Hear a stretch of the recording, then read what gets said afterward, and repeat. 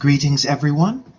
Welcome to the Kev'aun Jones Show, where we see the greater good in each other and try to make the galaxy a more pro-social, more mentally healthy place.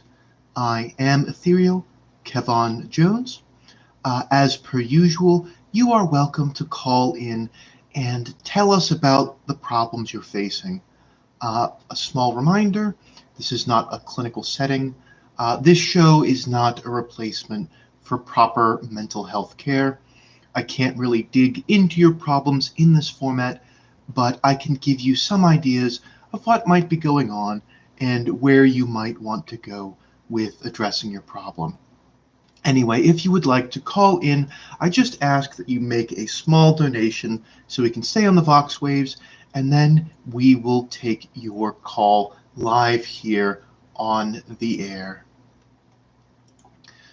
Now, today I thought we would discuss a very common issue here in the galaxy. I thought we would talk a bit about trauma. Many of us have experienced loss. Whether it has been a loved one who has passed away. You can also develop a traumatic experience from a very painful injury. Or maybe your planet was eradicated of all life and has become an irradiated haunted nightmare world. There are lots of different things that can cause trauma. Now, trauma is specifically related to anxiety. It is a powerful form of anxiety. Looks like we have some people here. I'll get in, but hello to the GM, Eric Rayner, Aaron Lee, Indrik Leome, Niels Ebsen, Tant Luge. Looks like everyone's here. We have quite a few people who are here to share their troubles, and I am happy to listen, and hopefully I can bring a little bit of the greater good into your life. All right, and Steve Stevenson, Generics Industries Incorporated, welcome to you as well. Cameron Hernandez, welcome everyone. So, as I said, trauma is related to anxiety. And essentially what anxiety is, if you look at the psychology of most sentient species, there is a very strong survival instinct that is built into the brain. And your brain has a lot of passive mechanisms that will inform you of different things. And one of the things that can happen is when you experience something unpleasant, your brain will passively take in information surrounding the circumstances of that event. So and your brain can pick up things that don't necessarily make sense. So if your parent yelled at you in a waiting room or yelled at you in a restaurant of some kind, and that was very upsetting and you were very embarrassed, you might develop anxiety about restaurants. It's just this is not this is just an example. Or you may have had a little glitch in I believe the Guela call it a Geller field, and you watched a number of your friends warp and twist in the raw power of chaos and become twisted abominations of anti-life, and you then that happened to happen in the mess hall, and now you don't want to go to the mess hall. So that is a way that your brain is passively picking up information. Now, trauma in particular, now anxiety can also build up over time if you have a number of experiences, but trauma is typically based around an acute experience, a very stressful, difficult experience, or you have an extended period of time that is very distressing, that is highly, highly distressing. And trauma can manifest as panic attacks. It can manifest as depressive episodes, and it can be very disruptive to living a healthy, happy, fulfilling life. So what do we do about this? How do we start to handle trauma? Obviously, there are medications, but again, this is not really a show. I obviously can't write you a prescription, and generally speaking, the Imperium, when it comes to different sorts of mind-altering substances, the Imperium tends to go a little heavy, just to make sure they don't have to deal with the problem. So, let's say we're not getting lobotomies, and we're not being put in stasis until it's time for us to go fight people again, or we're not being heavily dosed with antipsychotic medication to the point that we can't really function. Let's assume that we're not doing that. So what do we want to do is we want to learn as much about our trauma as we can. And we'll get into that. Let's see if we have anybody else saying any other questions coming up. Looks like we got a lot of people coming in and saying hello. We got a blood for the blood god. That's we want to discourage worship of the abominable forces of ruination. They're generally bent on the annihilation of well-being. They're not very good for mental health. Let's put it that way. They're generally indicative of a lot of problems and a lot of dissatisfaction and stress in this galaxy. All right, so Eric Rayner, there's a problem you can't ever understand, Kev'aun. My feet hurt. You have hooves. You won't ever get it. I do believe, Eric Rayner, that you humans have equines, rough riders, hooved animals, and if again I am understanding correctly, while hooves do offer a measure of protection, many of those they use them as beasts of burden. They are shoed. They will have shoes that go upon usually metal that is attached to the less sensitive parts of the hooves. But underneath the hooves, like once you get through the hard shell, there are tender and sensitive areas to that, and also a walking on our hooves all day can be stressful, can cause damage, but probably you're right. Probably I don't know the exact experience of what it's like to have Guela feet. I don't know if I'd classify that as, I would say that would be a stressor. I wouldn't classify that as a trauma unless your situation is particularly unpleasant. So Steve Stevenson, my beloved canine, died some time ago, was kind of down, but I met this big, jolly, stinky fellow.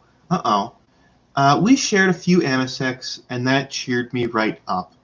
Got this mysterious rash much later, but ain't bothering me that much. Okay, well, Steve Stevenson, I really think that you ought to get that rash checked out, because one of the allures of certain ruinous powers, I'm limited in my understanding that the Tao don't have a whole lot of experience with the warp. We don't have strong psychic presences, so we're not dealing with these forces as often as humanity or the Eldari are. But I would guess that you spoke to a person or entity related to Nurgle, who is a chaos god of disease, and his solution to trauma or misery is simply not to feel, which I think is a limiting factor If you might not feel things if your nerve endings are rotten off, and as well as your brain, but you're now limiting your ability to experience pleasant things in the galaxy. So, I would get that rash looked at, Steve. I would get that rash looked at. Do I believe in the Emperor of Mankind? I do believe that he exists. If that, or at least I believe that mankind believes he exists. Let's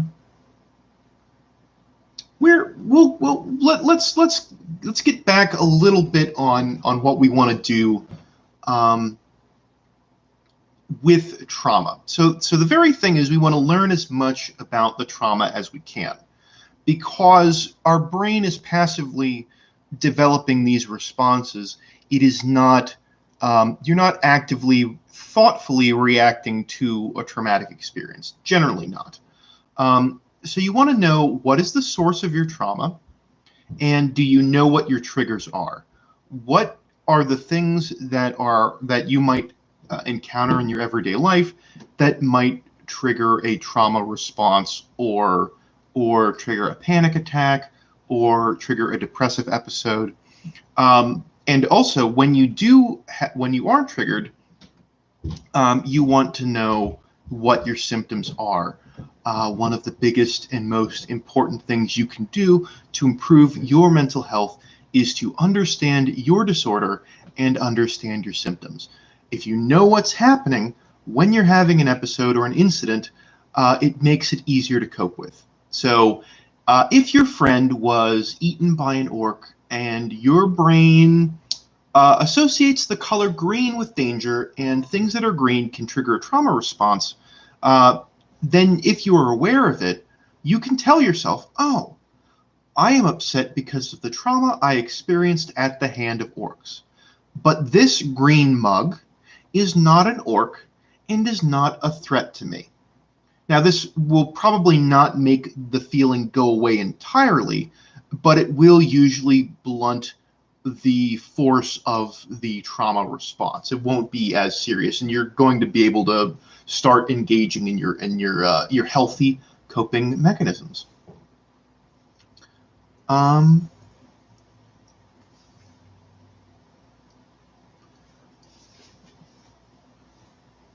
Let's take a look, see if we have any other questions. All right, Brilliger, I am Ogren, but I don't want to hurt things no more. But the commissar got mad and put me in a big dark box, oh my, and said I have to stay there until the fighting stopped. I couldn't get out, and I hurt my hands trying to get out, and now I don't know what to do. I don't want to hurt, but I don't like the dark locked box too. Okay, Brilliger, it seems like you have had a challenging time with your commanding officer. Now, one thing that's very important to recognize is when you are in a military unit, the things that your officers do to maintain order, to ensure that you're continuing to fight, are not necessarily the best and most mentally healthy responses. And in many cases, that's a good thing. It's not mentally healthy to have to get onto a gun line and fire into endless waves of Tyranids. That's not. It's generally a pretty stressful situation. But in a military context, the most important thing is that you survive, that you and your unit survive. So I understand, Billiger, that you do not want to fight anymore. But if you are in the middle of a war zone, that might not be an option. So what I might see if I can get someone in contact with you, because I think we do have some ability to bring you into the fold of the greater good. If we're able to get in contact with you and bring you over, we would be happy to help you. And there's plenty of work that someone of an Ogren's capabilities can do to help to contribute to the greater good, and we can get you the help that you need to start working through maybe some of the fears you've developed about being in a small black box. If you have long-term injuries because of hurting your hand, we can probably do something about that too. But it does sound like you're in an unfortunate situation, and in order to stop fighting, you might have to fight a little bit more, because I wouldn't want you to get hurt or be punished for not fighting as you're sort of in the middle of a war zone. So I hope that's helpful, Brilliger. I hope that gives you an idea of where to start. Okay, and Tante Rouge, and I believe I'm being bullied. Every time I come into the mess hall, the Guevesa bullies start making a weird moo-moo sound, and they laugh at me. How do I deal with this in the workplace? Cross-species bullying. Well, I think that it is...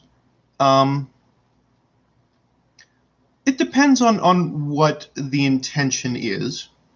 But my suggestion would be to open lines of communication, to make it clear, because it is possible. I know this is a human behavior, especially under stressful situations.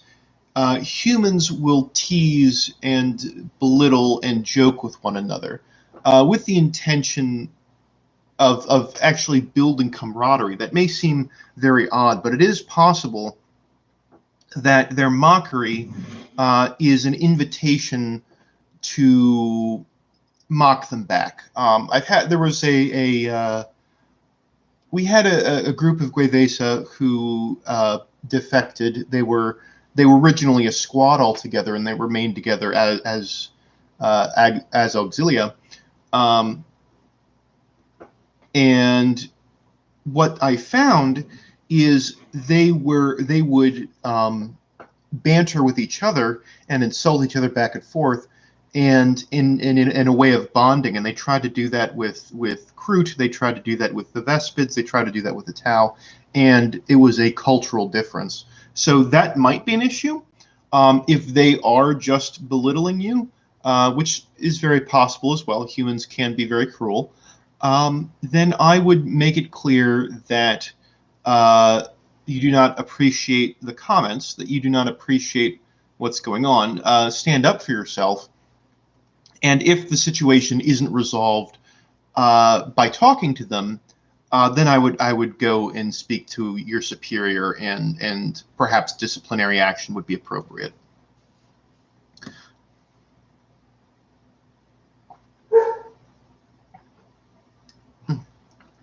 I am trying this new drink, introduced by one of the Guevesa who is very fond of recaf and knows how to make it, and I am trying it here for the first time.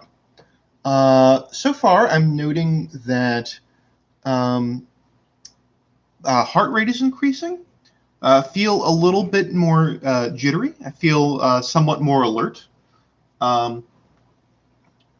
It's bitter. It's bitter, but it is not altogether unpleasant. It's very interesting. Very interesting.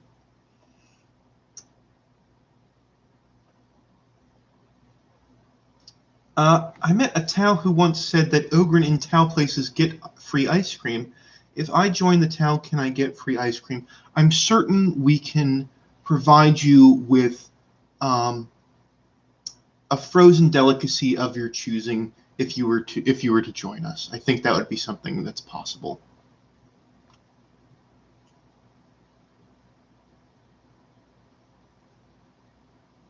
Interesting. Thank you, Kev'aun.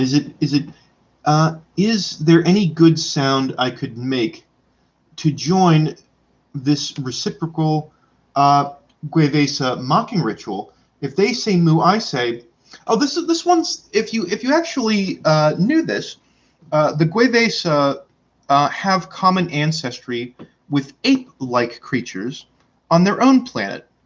So if they moo at you, to show that this is what I understand their culture to be, smile at them, knowing that you are taking their joke in good faith.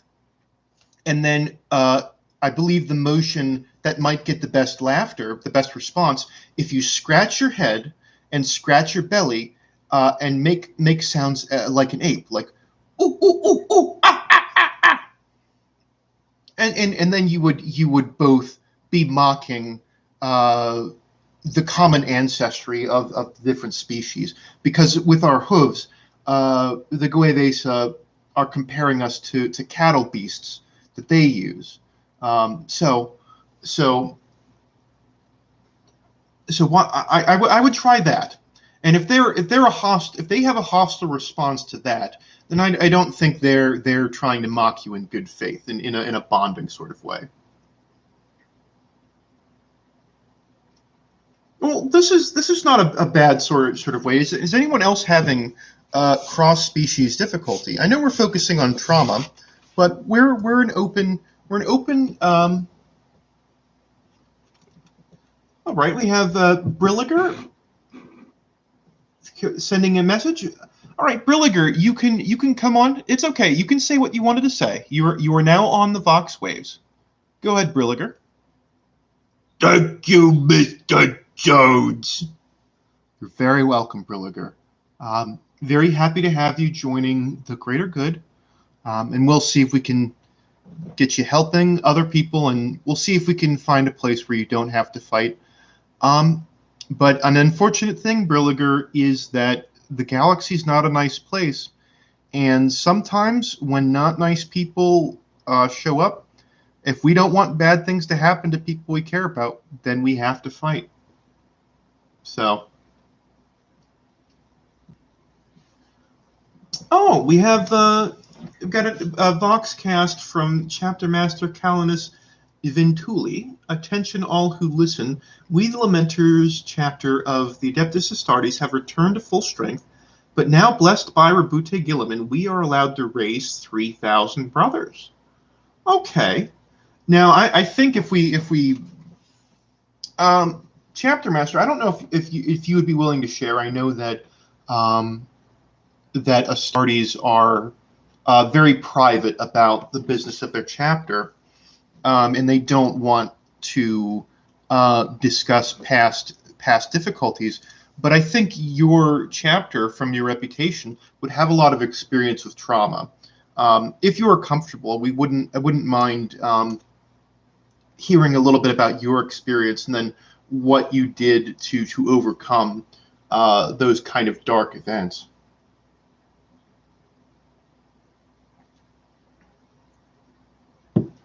All right. Hello, I'm a Fire Warrior cast of the Sept World, Daleth. I fought in what the Quevesa auxiliaries call the Damocles Crusade. The Raven Space Marines still haunt my thoughts. What should I do? Now, this is a very difficult trauma to overcome because I believe they're called the Raven Guard. They specialize in stealth, and it can be very difficult to alleviate anxiety related to that trauma of facing such an enemy, because your brain is telling you they could be anywhere, and if that particular chapter does become hostile to the Tau Empire again, that's not necessarily something that isn't unreasonable. This is not going to be easy, but I would suggest that you accept the risk that that you could be facing, that you could be surprised at any time. You can't stop your life. There's nothing really to do against an enemy that you can't anticipate. So what I would do is kind of compartmentalize compartmentalize these Raven Guard as part of just the risks that can happen any day. One day you could be hit in the head by a meteorite, and that could be the end of you. There could be a natural disaster, an earthquake, a solar flare activity that causes equipment malfunction at a critical time. There are plenty of things that can go wrong in our lives, and there's just not a whole lot of control that we have over that. And I would say that such a thing I would put the Raven Guard in that category. That it could happen, but I think you need to recognize that living in that amount of fear and that amount of anxiety regularly is not going to be productive. A fear response is useful if it helps you avoid something, but you just can't. If you kind of tell your brain you just can't be afraid all the time, it's just too exhausting. That would be my recommendation. It'll be my recommendation. Hope that was helpful. Jep verified.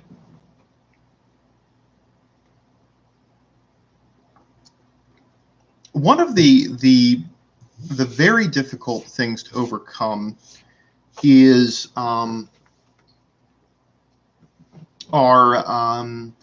the traumatic experiences that psychers experience, partially because we of the Tao Empire, there are no psychic members of our species. We don't have whatever it is that produces psychers. Our species doesn't have that, at least not yet. I don't know if we're prepared if that would be to develop among our species.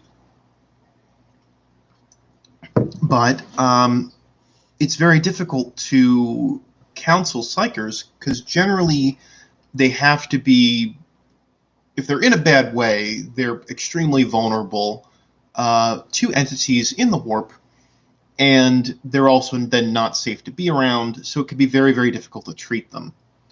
A soul? From what... again, we don't know that much about souls, but apparently they are a thing, and from what I have spoken to a psyker who'd managed to go through the whole process and was reasonably under control, but what he said was that the Tau have very weak souls. We exist, we have a psychic imprint in the warp, I believe you call it, but we don't have a robust soul, which on the bad side we don't have. On the good and bad side, we don't have psychers, and on the good side, we are less vulnerable to the dangers of the warp.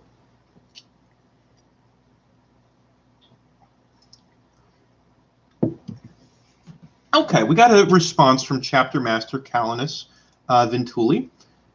We do as we have always done, Tau. We kept going on and served the Imperium. We kept praying that one day, just once in our existence, we can have a break from our unending, escalating bad luck. And now it paid off. Okay. Well, this is an important thing. And I want to say that frequently, when it comes to military units, their focus in training, they do teach you how to handle stressful situations in the moment, but they don't tell you how to process the emotions you feel about it afterwards, because you're generally in crisis and you have to act. You can't take time to think about things. You just have to react to what your situation is right now. But one of the things that Chapter Master Calanus Ventuli has said here, which is very important to helping to overcome trauma, is having a very strong sense of purpose. So for members of the Imperium, it might be dedication to the Emperor of Mankind. It might be dedication to family. It might be dedication to a chapter or their military unit or things like that. But having a very strong purpose is very helpful in developing mental resiliency, because you have a reason to not. You have the more reasons you have to kind of. If you basically can draw strength from your purpose. And of course, we of the Tao Empire have the concept of the greater good. Apologies, I'm still drinking this recaf. Where we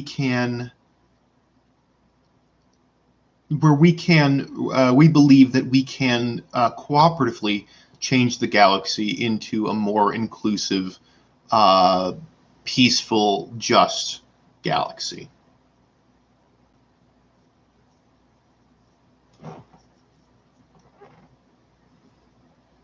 Well, so Ibian says it pretty well. Who has a why can endure any how. That's true. That's true. But you also still want to be. You don't want to ignore the pain that you've experienced.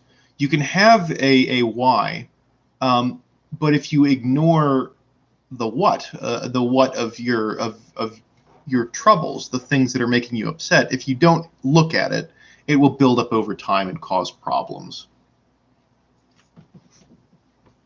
No, I would blanket. I would not bring up Farsight, please. We are compliant, a member of the Tao Empire under the Anva, and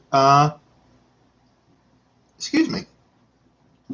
We're not going to discuss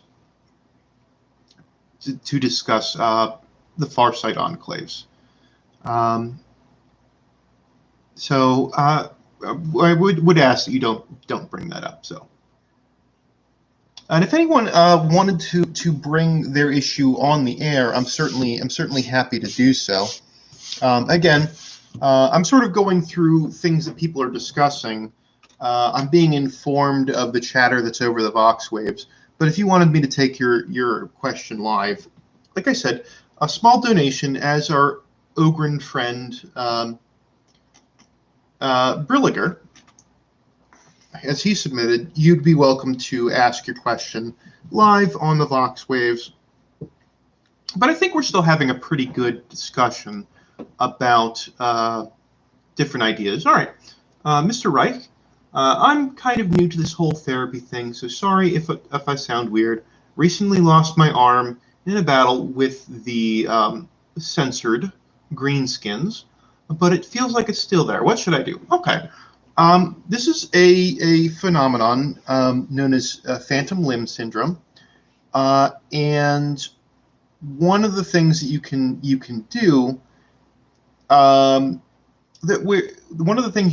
is, I do believe, are you a human, or are you Tao? But I believe you have prosthetics, and one of my understandings is having something to replace it does help with some of. I've heard it. Some people will feel pain. Some people will feel itching. Some people will say they still can feel their fingers and things. And I think some of the reason that is because your brain is wired to control your body. And there's parts of your brain that are aware of where your limbs are. And basically, with the limb gone, you still have the parts of your brain that control that part. So it can produce a sensation that you still have the limb.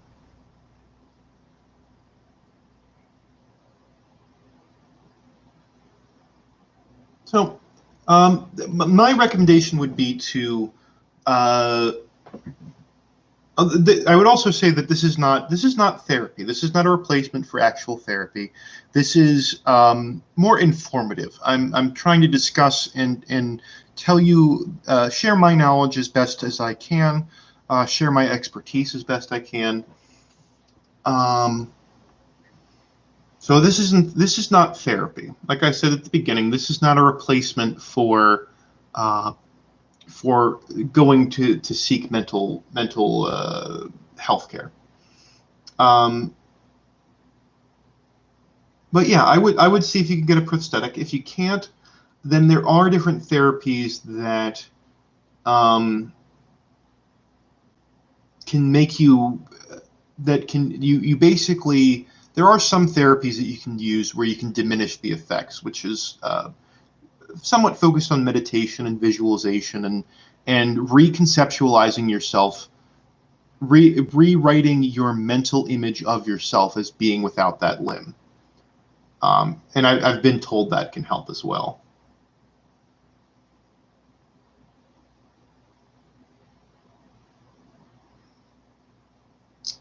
Okay, let's say I found a machine that once made spoons. I told the mechanic as I was thinking there'd be some kind of reward. They told me I found an STC, and as a reward, I will be given a planet to govern.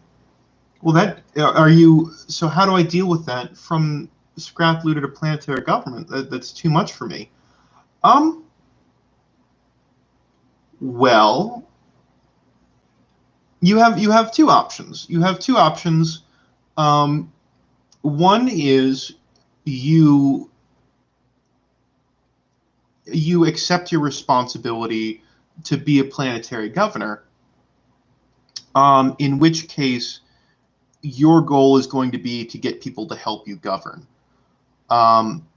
So with all the resources you'd have as a planetary governor, you would also have access to all of the different experts, and as well as all the information that you would need. So if you want, you can say, I'm going to do this. I'm going to take on this responsibility of governing the planet. The other thing that I would recommend doing, if this is not something you want, that you would prefer a smaller amount of responsibility, but like enough wealth to be comfortable, then what I would do is treat your governorship as an interim governorship and find someone to take over who's going to do a good job. That would be what I would do, because it can be a case where the process of learning how to be a planetary governor might cause, like, the mistakes that you make might be extremely costly if you don't have the experience or education to do that. And if you recognize that in yourself, then maybe it's wise to act as interim governor, and then maybe get yourself set up for a fine retirement, have enough wealth and resources that you can exist comfortably and provide for your family, and then transition to someone else who might be a little bit better suited to being governor.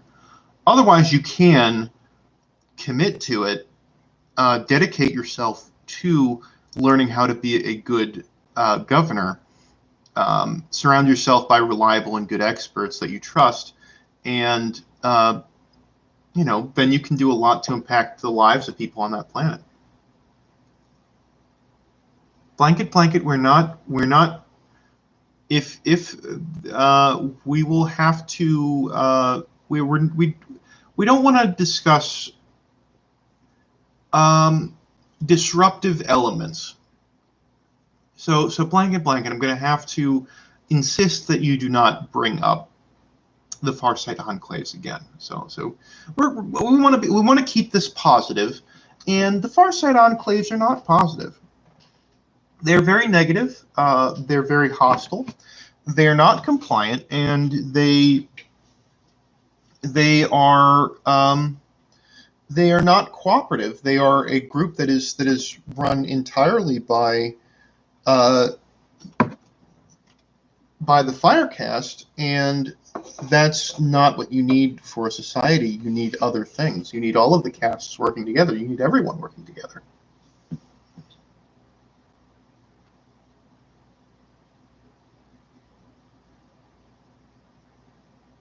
Okay.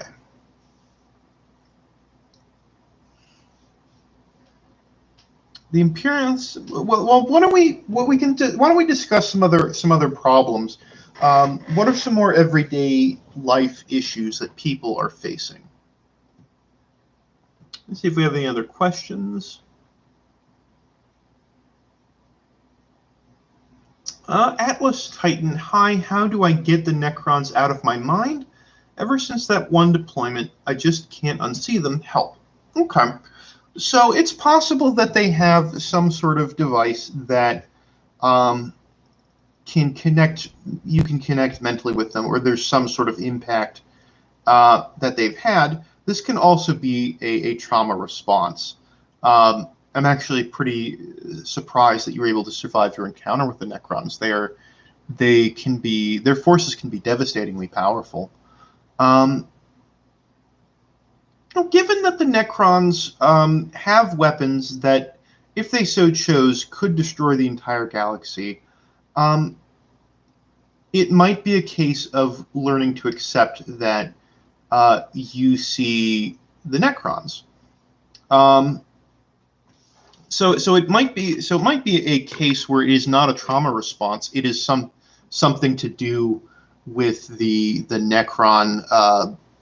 Their technology somehow has had an effect on your mind, or if it is a trauma response and you can't get them out of your head. My advice would be to find to reach out to mental health services and discuss the events surrounding.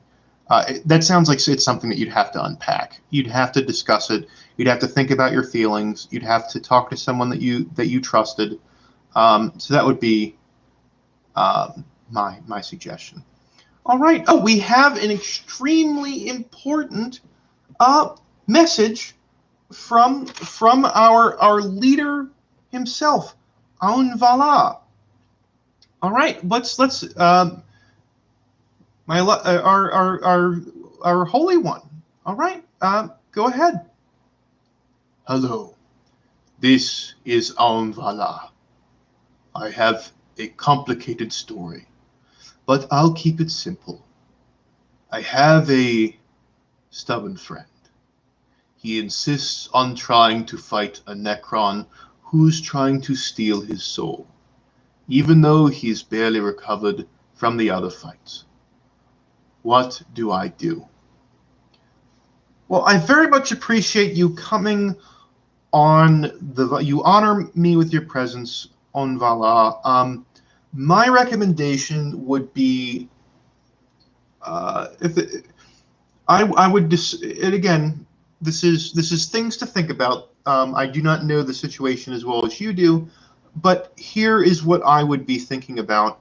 I think you are concerned about the results of this kind of encounter, and your friend wants maybe they want vengeance, maybe they want to destroy the Necron to prevent them from stealing their soul.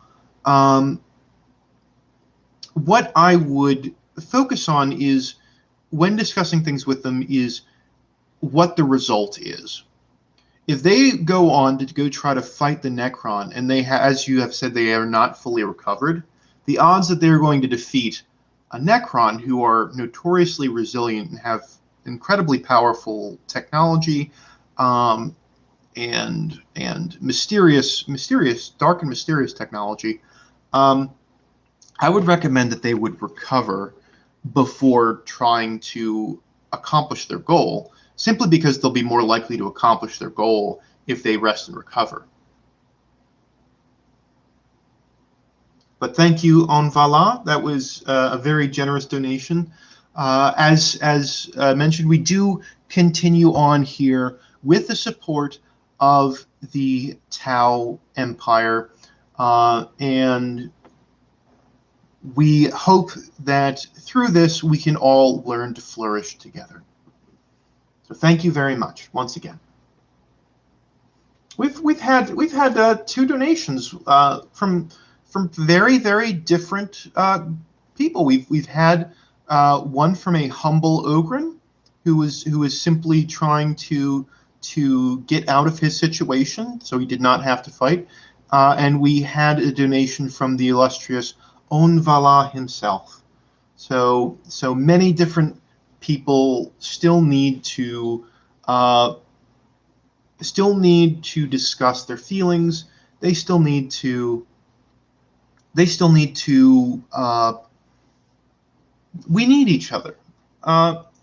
No one. I think that the Guela have an expression: "No man is an island." And I think that's very true in general. That if you are having difficulty, you do want to reach out to others for help.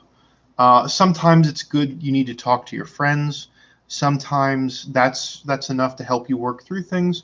Sometimes you need to seek out professional help.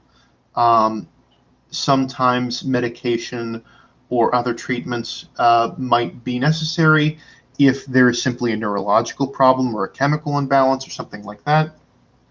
That's very important.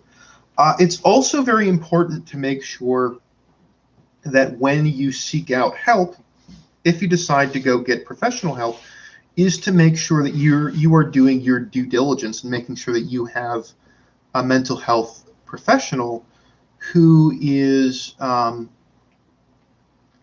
who works well with you, who that you have developed a healthy, good, positive therapeutic relationship with. So always happy to serve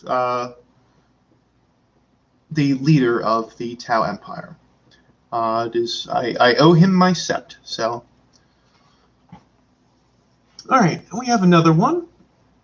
Steve Stevenson coming in again. One of my squad mates is having frequent nightmares about Necrons, and whenever he wakes up, he just goes soy, soy, soy, soy. I can still hear the soy, soy, soy. As I said, there are ways that Necrons interact with different beings that are very difficult to again, I think it's something to do with souls, because from my understanding, Necrons don't have souls, and they are also what is it called? Are they called pariah pylons that they are using to separate parts of different systems and different subsectors, and they're cutting that off from the warp. But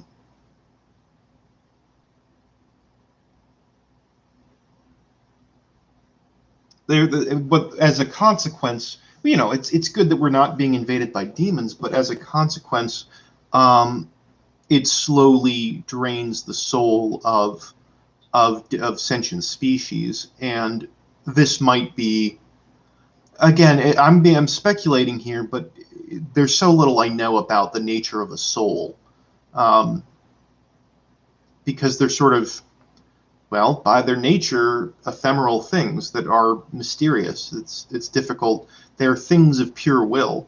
So this might be an issue of a spiritual issue, which unfortunately I am not equipped to handle. So it might, if you are a religious person, I do. There have been positive psychological consequences of seeking out spiritual guidance. If you are a religious person, if you have religious figures or that you trust, that you get along with, it might do well to try to cope with what might be a spiritual ailment in the tradition that you are most accustomed to. Okay, Adam Apple, what is the best way to explode? I would say to not explode would probably be the best way. I would not want to explode if that was possible.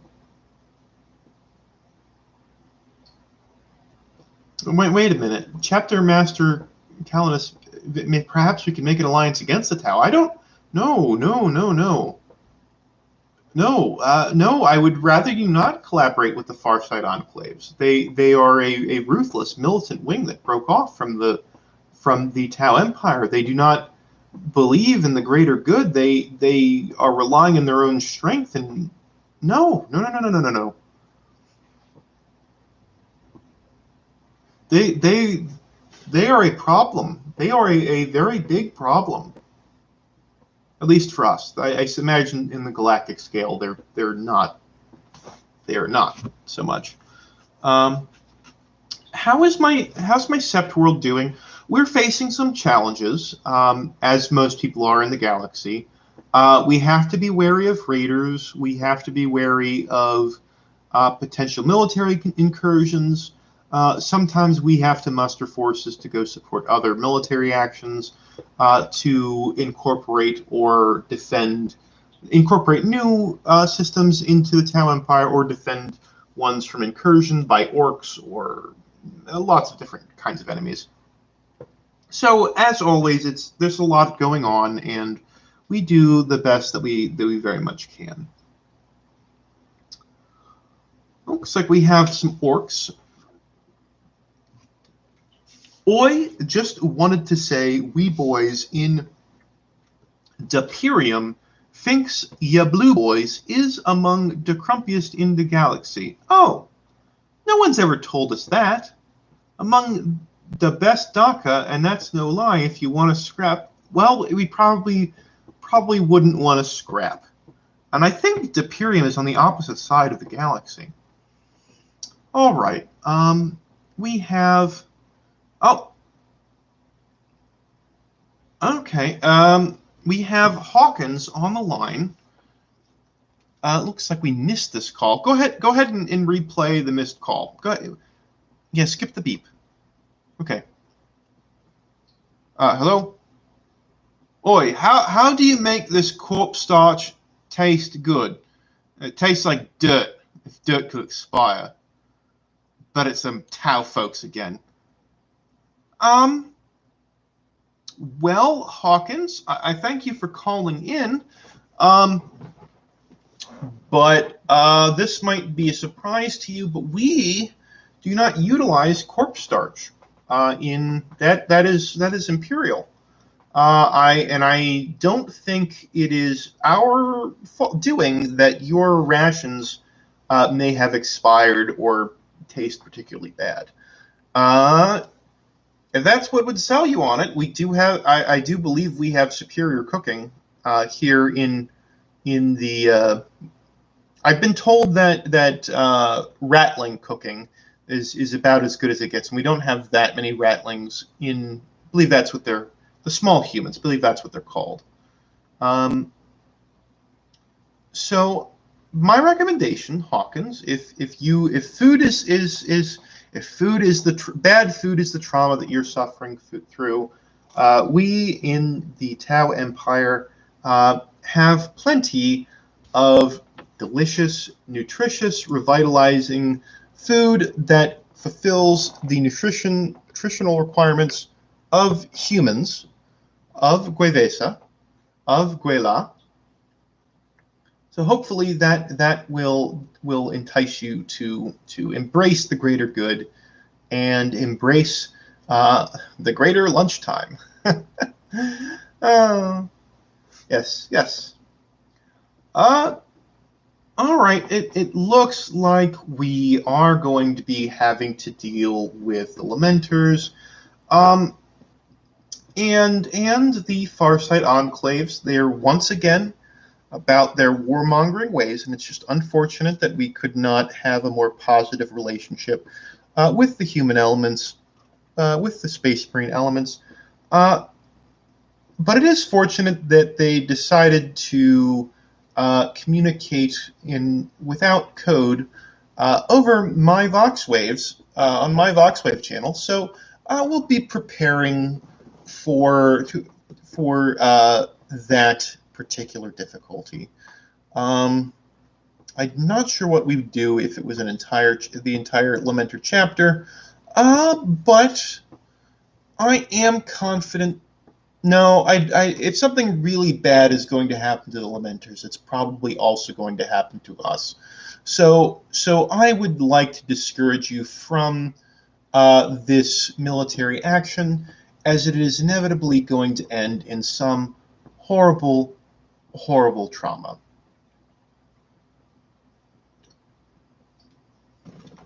All right. Farsight enclaves, more like nearsighted enclaves. Am I right? They don't see the whole picture as a Tau Empire. That is entirely true. Tantgluge has said what is entirely true.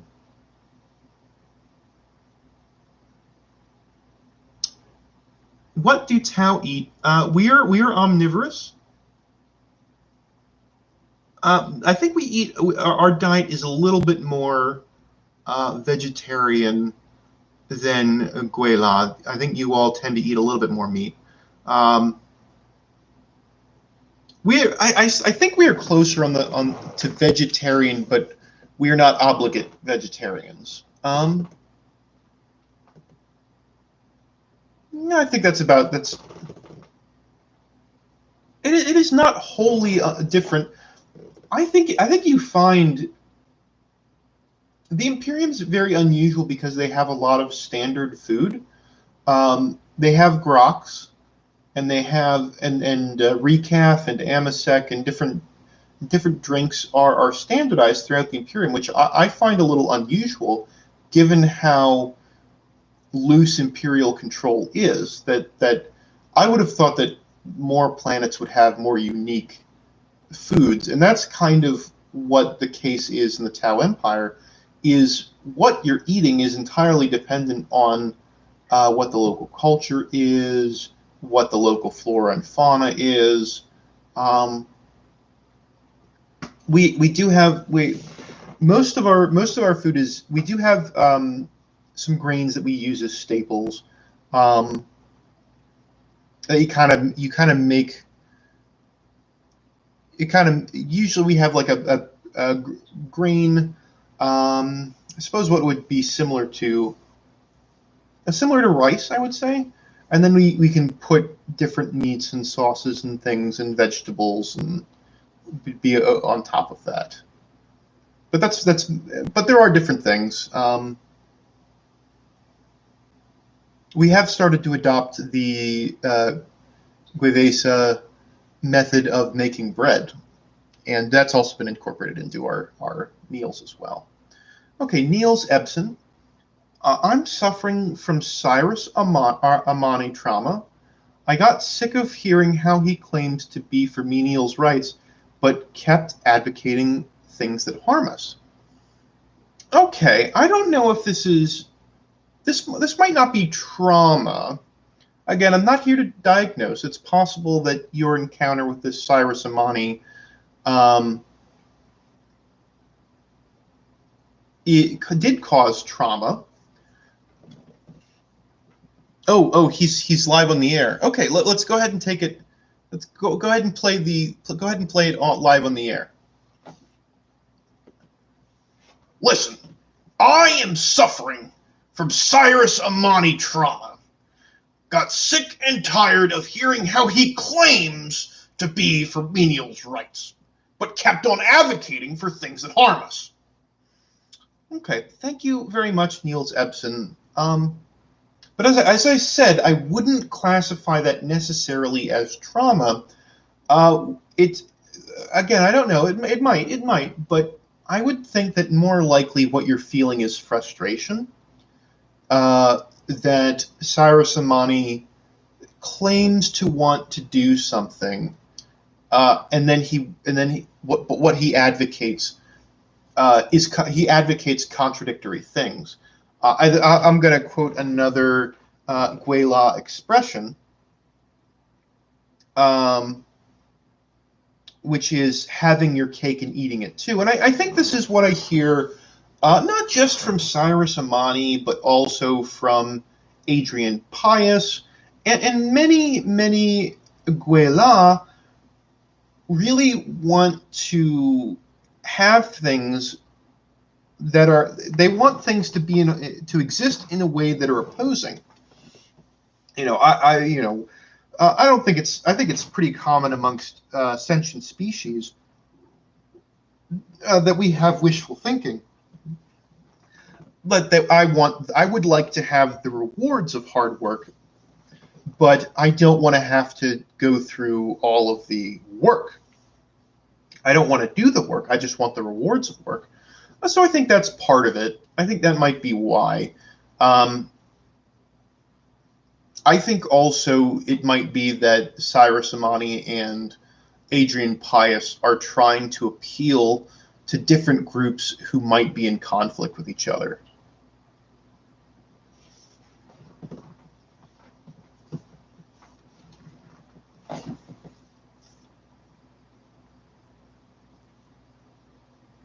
So I hope that gives a little bit of clarity on that. Someone's saying Niels Ebsen sounded a lot like Adrian Pius to me. I wouldn't have thought Adrian Pius would have called into my show. I thought he's been in a lot of trouble for interacting with Xenos. I thought he was under investigation. So I'd be surprised if he were to incriminate himself by calling in under a pseudonym and wanting to talk on here. That seems a little unusual, or at least not in his. But that also might illustrate that the things that Cyrus Amani and Adrian Pius say are not rational.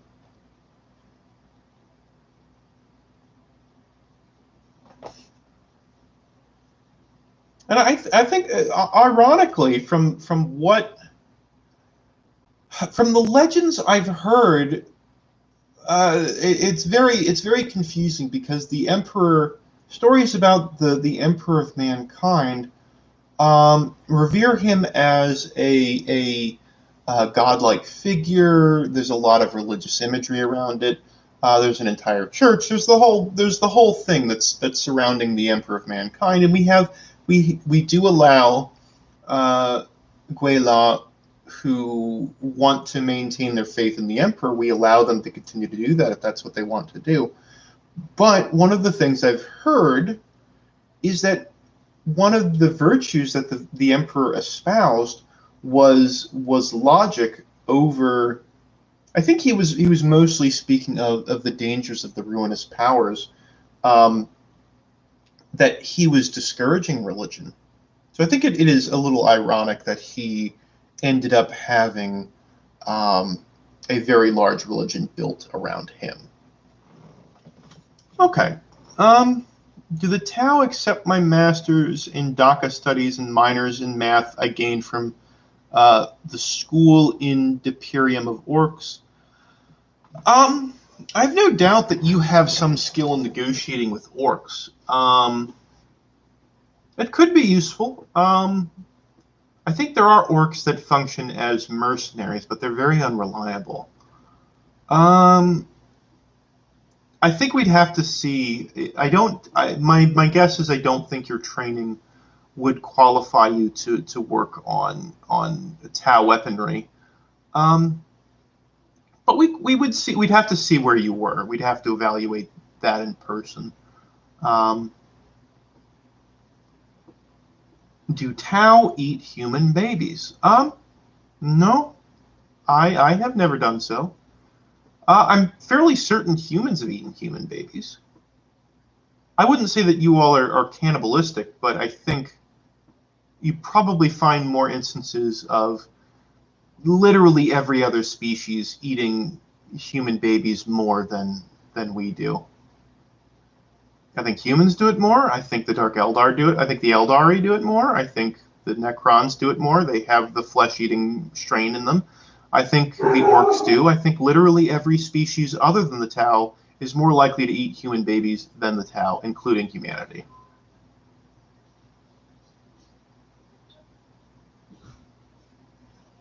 I called all of the therapists on my planet. None of them picked up. What should I do?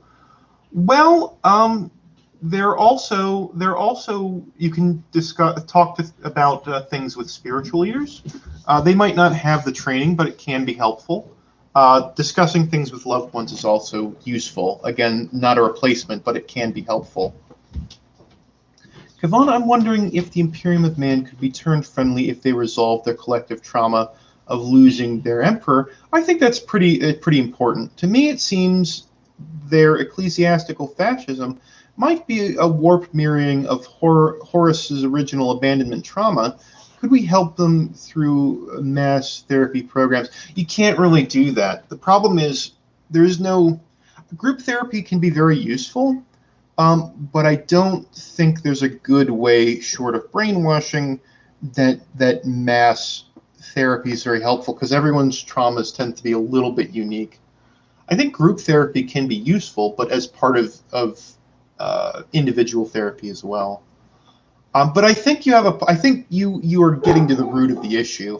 That I do think humanity is in decline, that the Imperium is very much in decline, that they've been retracting ever since the death, ever since the, oh, what do they call it? The internment, the ascension of the Emperor. I think that is probably a big part of the trauma that humanity has to deal with. All right. Steve Stevenson's Generic Industries Incorporated, you are on the air live.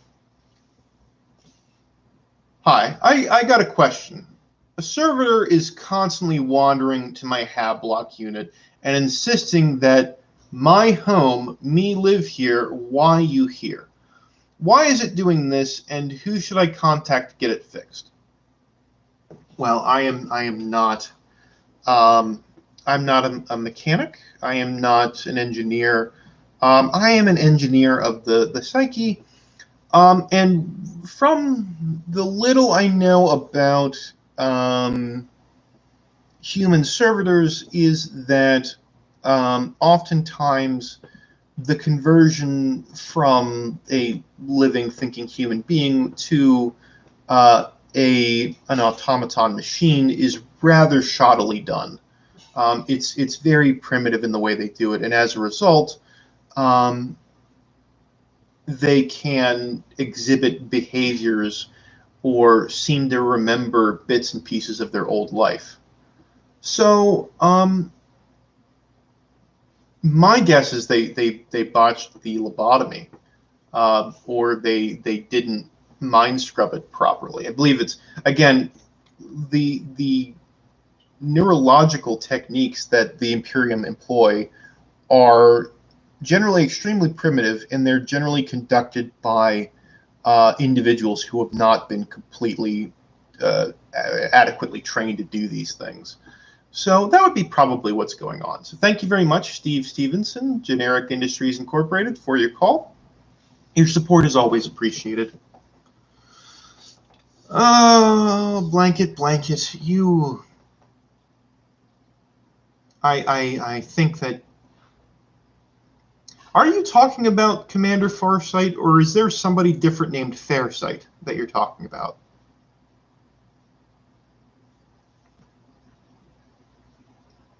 Because I've never heard of Fairsight. I assumed they were typos, but you're spelling it the same way each time. Or is this a term of endearment you've developed? That you believe the Farsight enclaves are more fair in their treatment? Well, the truth is that the Farsight enclaves have just weakened. They've weakened the Tau Empire when our position in the galaxy is already tenuous. All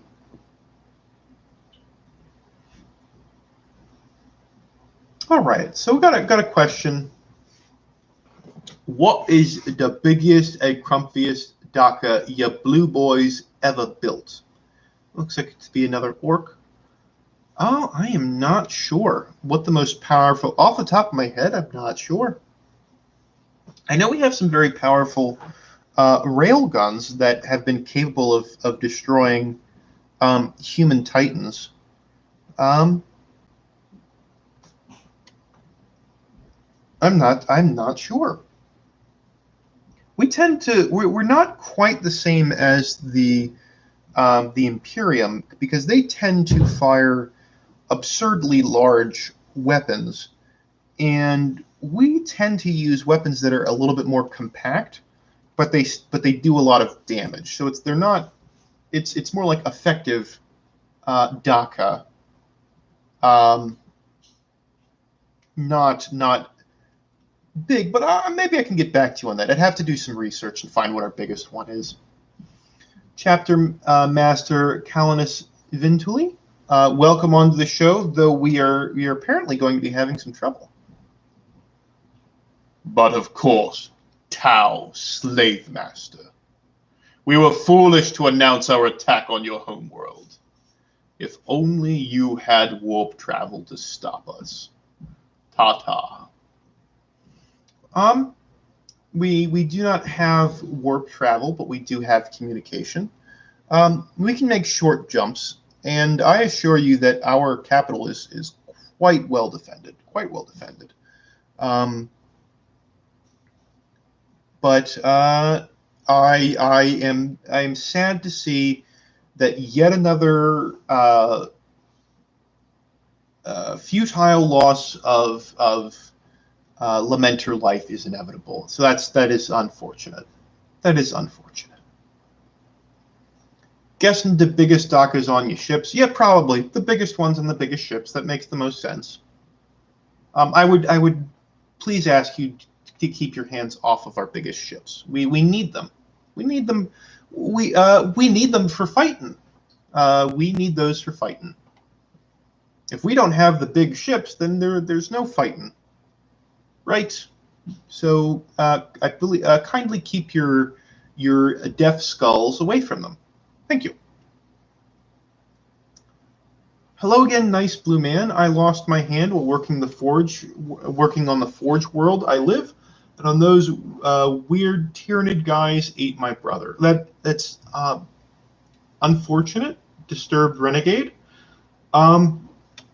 My recommendation, if you're able to, getting of course a prosthetic for your hand is very useful, and I can imagine that's very difficult if you're working on a forge world to not be able to do that kind of labor if you're missing a hand. I think that can be very difficult. And of course, losing family is also very difficult. Again, the keys to your trauma is is mostly finding someone you can talk about things with, and really work through your problems, work through the feelings that you're experiencing. Think about when and why these things happen. So, yeah, I think that is probably your best path. I need to know more information about what's going on, because there's not a, if your brother dies, if you've lost a hand, here is the solution to that problem. I'd have to see how you would react to that, and that's why this isn't therapeutic. This isn't therapy. I'd need to have a lot of sessions to kind of discuss things with you, to build up trust with you, to get a lot of information before I'd be able to diagnose or give you different options for treatment and things like that. All right. We have Niels Ebsen coming back on.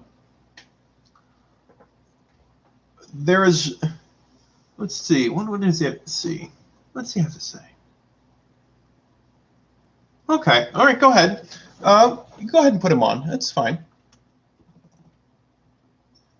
Listen, there's no love lost between me and Adrian Pius. But at least he doesn't pretend to care about me. I prefer a scumbag to a sleazy scumbag. That's it. Well, yeah, I think that is a virtue that a lot of humans really value, is some level of honesty. Even if someone is callous and cruel and is duplicitous, they don't try to mask it as virtue, or there are different ways that people can try to mask malevolent intent as virtue. So I think that's it sounds like what the sort of thing you're getting at. Am I correct?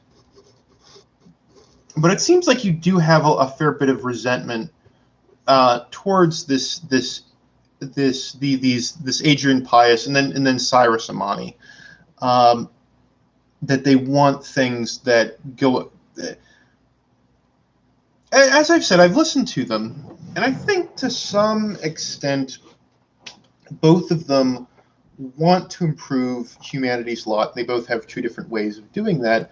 The problem is it's rare that you have a solution to a problem when you're dealing with large numbers of people, that the best solution still is going to hurt some people.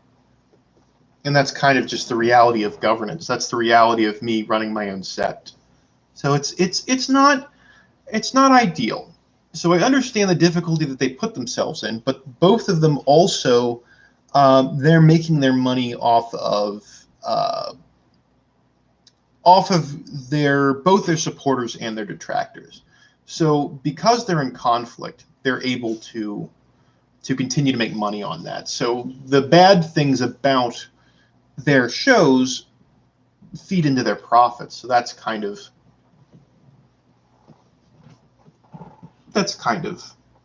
wait, oh no. Blood Madness is coming, the World Eater are coming with their, well, see, I told you. I told you. I told you, you of the Farsight Enclaves, don't get involved with the Lamenters. It's best that you don't fight them and they don't fight you, because if they get involved, it's going to be something terrible's going to happen. Something terrible's going to happen. Something terrible's going to happen. But I thank you, Niels Epson, for your thoughts, and I hope you're able to resolve your frustration with Cyrus Amani. You might want to ask him about it. I've listened to some of his episodes, and I think I've seen you talk to him. It might be good for you not to be so invested in what his opinion is, because while he does represent a lot of opinions, listening to, I guess, bad opinions can make them become magnified in your mind because you're hearing it all the time, even if it's not something that a lot of people agree with. So I'd leave him be. I'd leave him be. There's only so much productive discussion you can get when someone is benefiting from not having a productive discussion.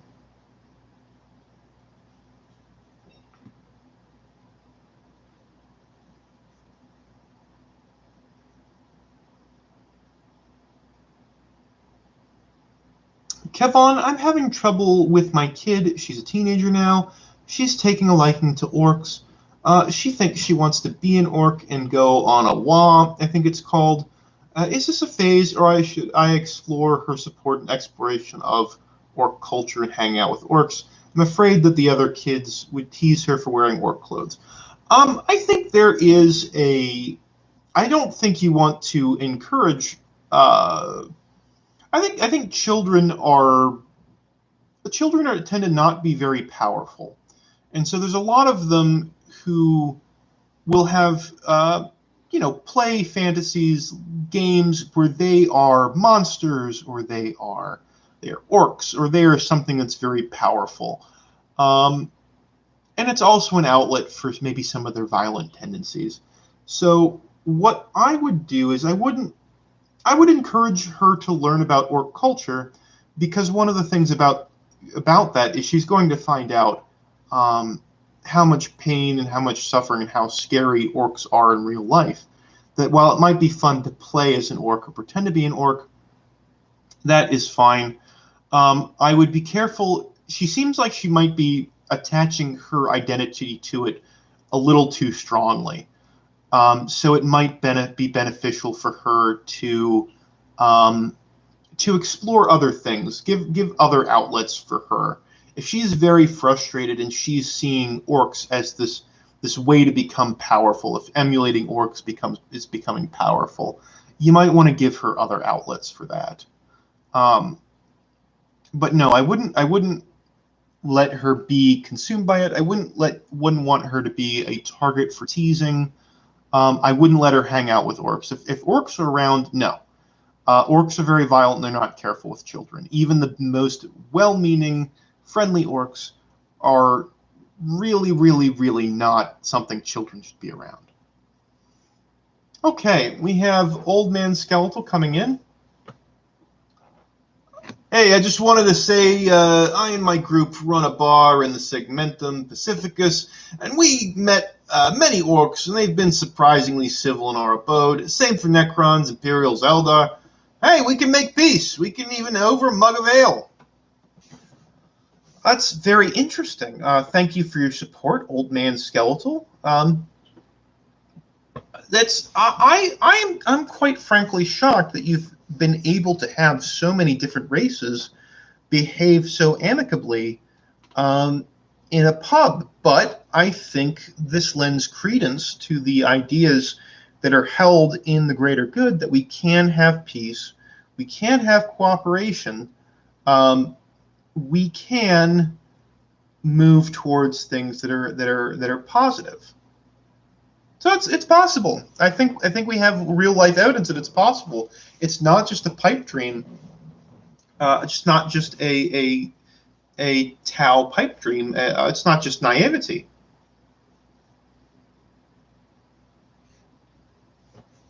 Old Man Skeletal getting orcs drunk sounds like an excellent idea. I actually, in fact, don't think that's a good idea. I think the less we rile up the orcs, the better. The better. If the orcs are elsewhere, if it's not our problem, that's probably the best. I think the best is if the orcs are just fighting each other. They're happy, everyone else is happy.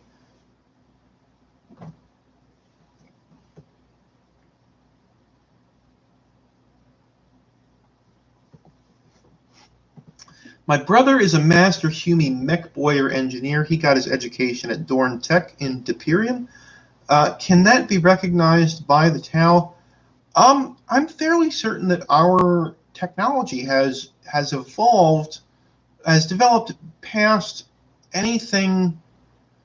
I think there was a period in human history early, before a number of calamitous events happened, where they had very powerful technology, possibly comparable to Necron and Eldar technology.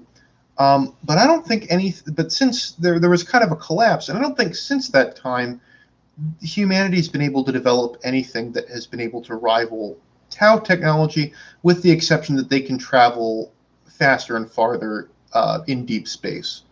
But again, that's using the warp, which is a poorly understood technology. So I think he'd have to learn kind of the Tau way of doing things.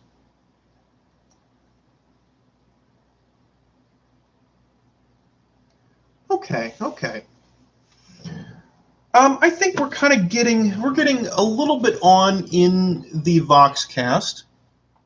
I think my recap is wearing off on me.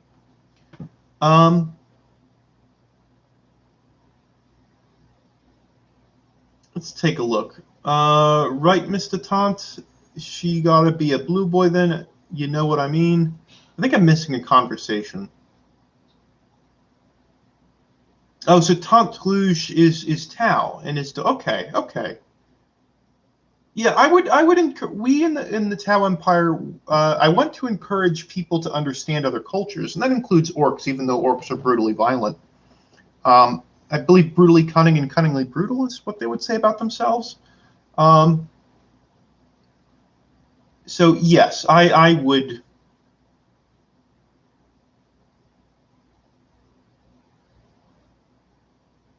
Yeah, I would be careful about having orcs as like something to aspire to, because we don't live like orcs. We don't have the physiolog. We don't. No, the Tau cannot become like orcs, and I think the orcs are actually one of the. I think orcs and Dark Eldar and Chaos, I think, are just groups that are very difficult to come to any kind of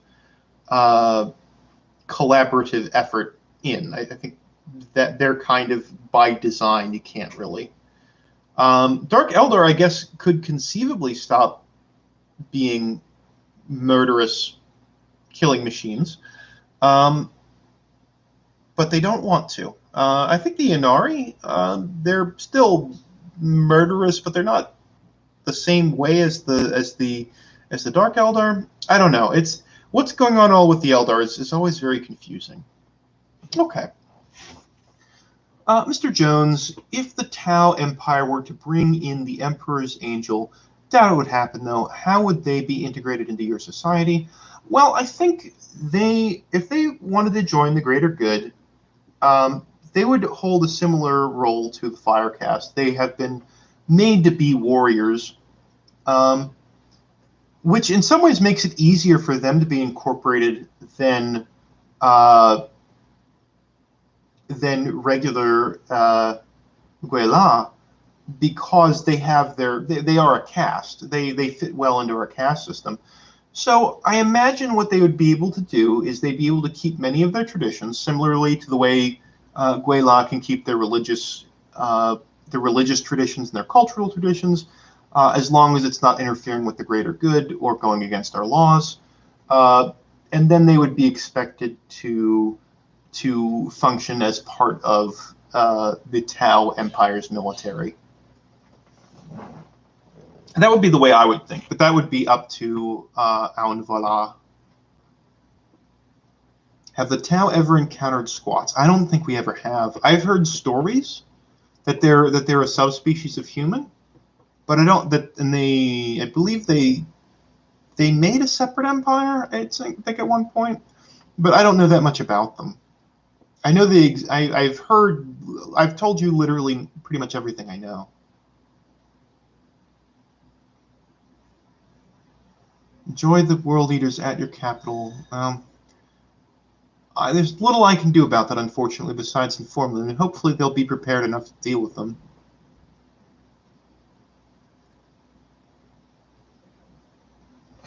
Oh, looks like we have a call from Ixelquith1. There is no Xenos who could develop technology on their own. You must have an STC corrupting its holy instructions with Xenos perversions. We will rescue it.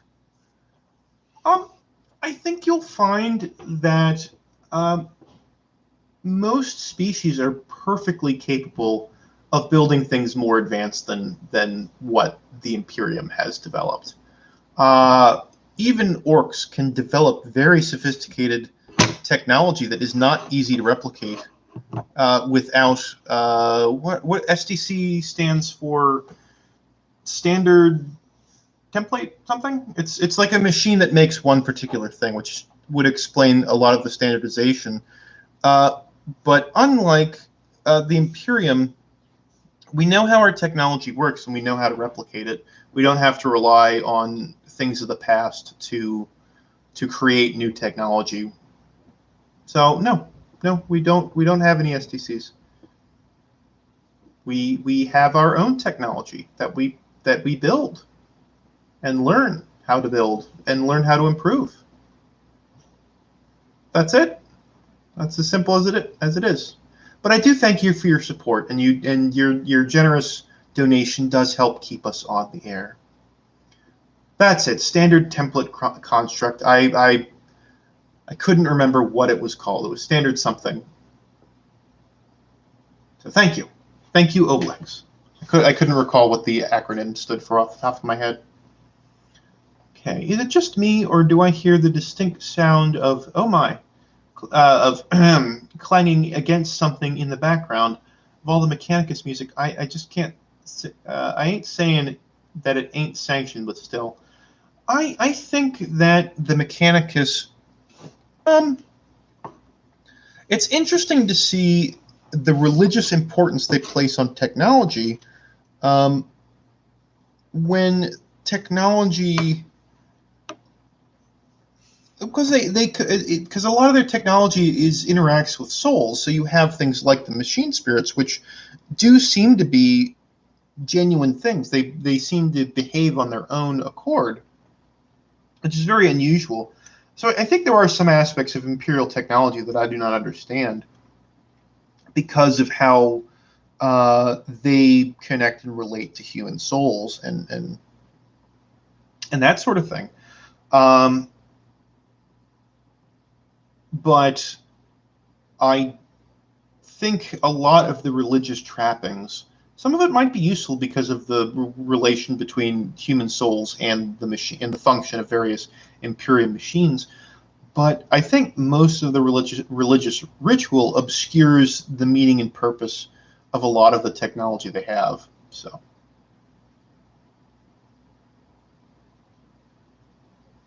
A guy found SDC to make better knives. He got his own planet as a reward. That was what somebody else said. They found one that made spoons. I'm surprised there were so many SDCs dedicated to cutlery.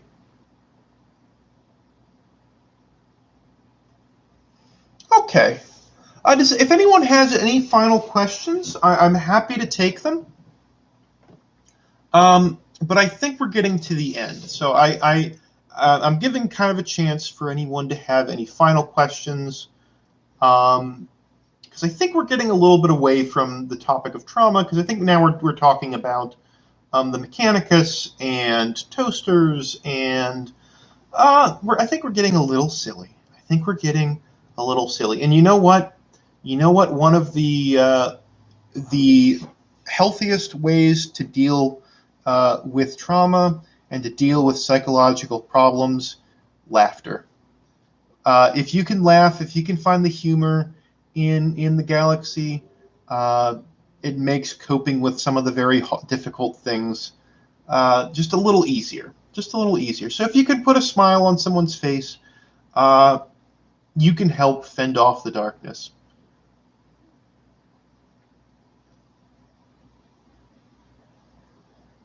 All right.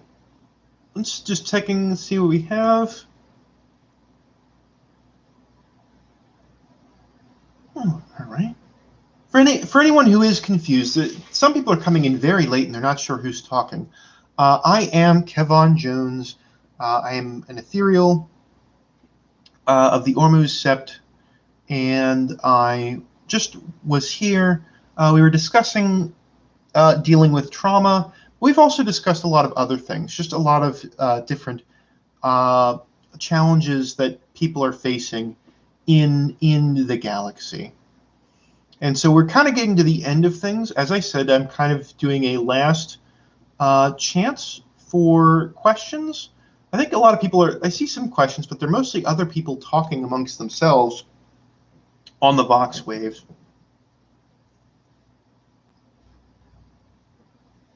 There's been a lot of threats, a lot of people saying they're going to invade, a lot of things that turned out to be chaos invasions, a lot of problems that have cropped up very quickly, and I think that that'll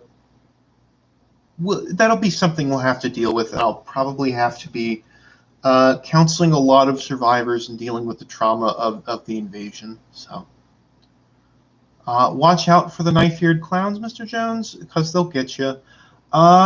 Definitely, we have learned some very unfortunately painful lessons with trusting certain sects of Eldar, and it's also very easy for certain groups to pretend to be other groups. Let's just say that.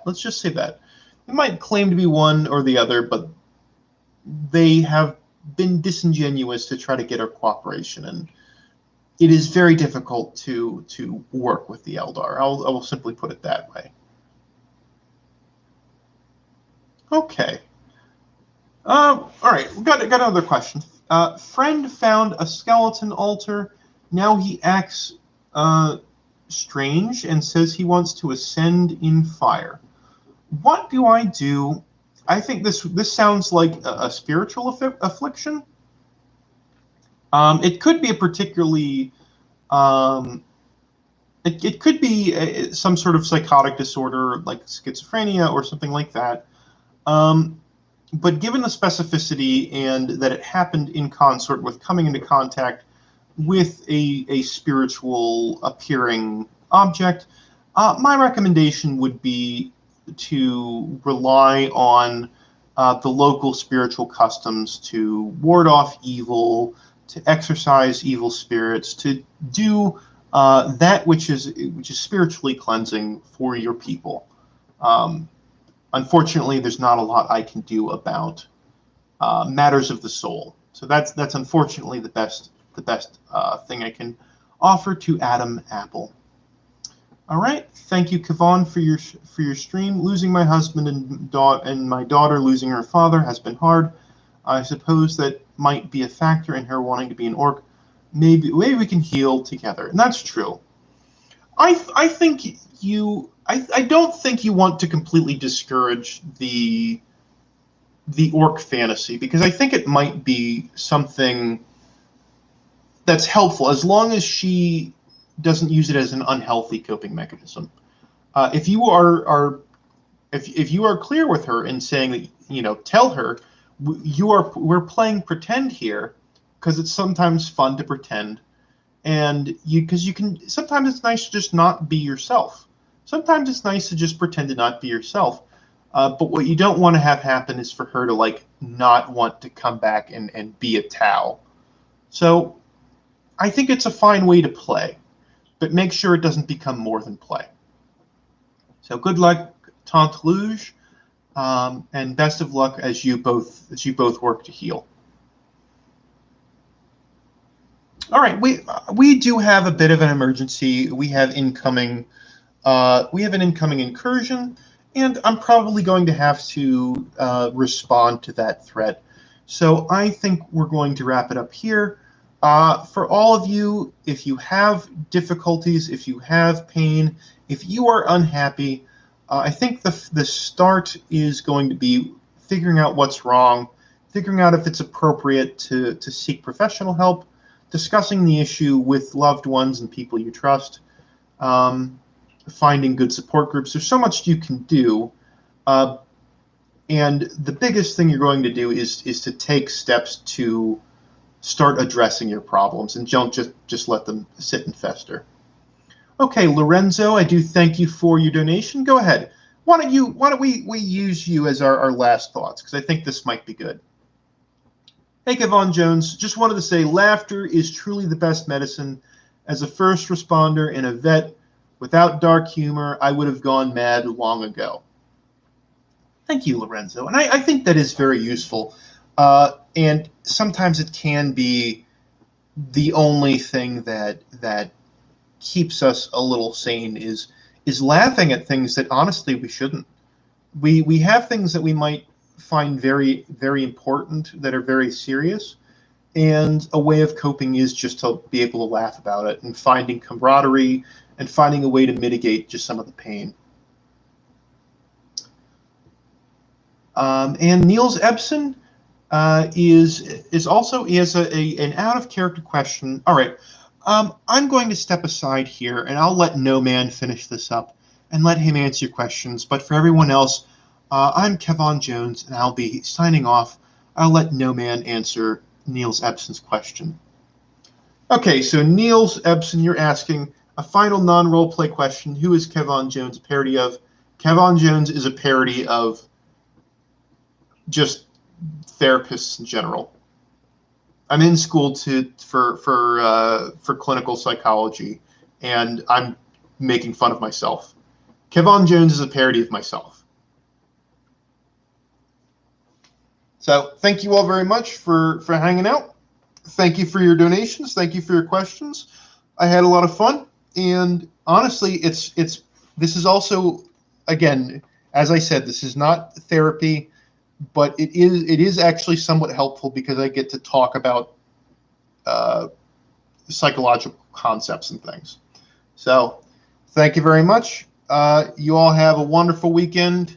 It was a lot of fun. It was nice to do Kev'aun Jones again, but I will see you guys later. Thank you very much, chat. Thank you everyone who donated. Very much appreciate it. Yeah, and I hope to see you all next week. So long.